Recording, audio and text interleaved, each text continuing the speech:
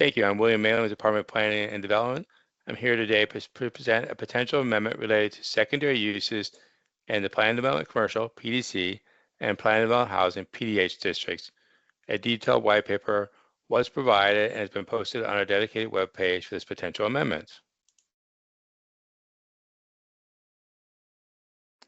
The topic of use standards for a PDH district has been on our work program since 2012, and the PDC uses was added in 2017. The items were on Priority 2, but with endorsement of the last work program were elevated to Priority 1.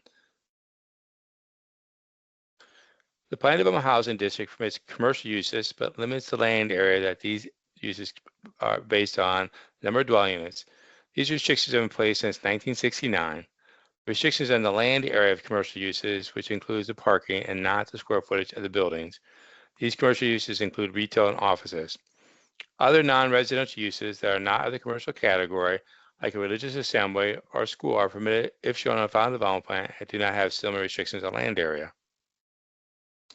Staff reviewed over 240 planned development housing districts over the last 20 years and found that about approximately 20 developments had commercial uses, and staff's opinion current provisions provide for a reasonable restriction on the impact of these secondary commercial uses in a residential community.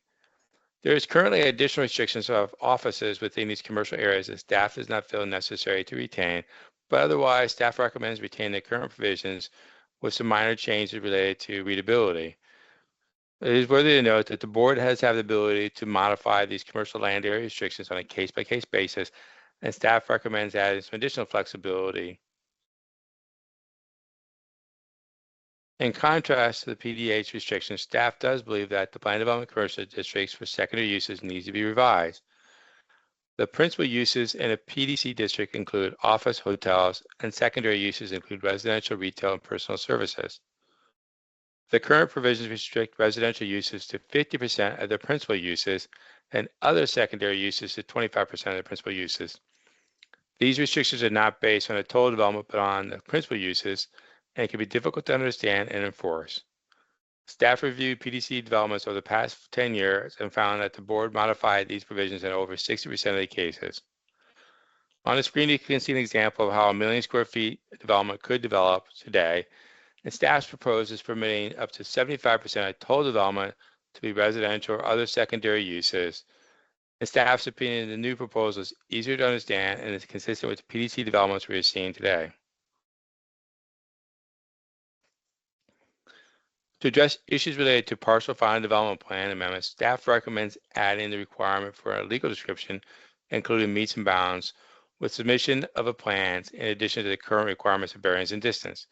Currently, staff will ask this information is normally provided by applicants, but on occasion a request is denied because it is not required by the zoning ordinance.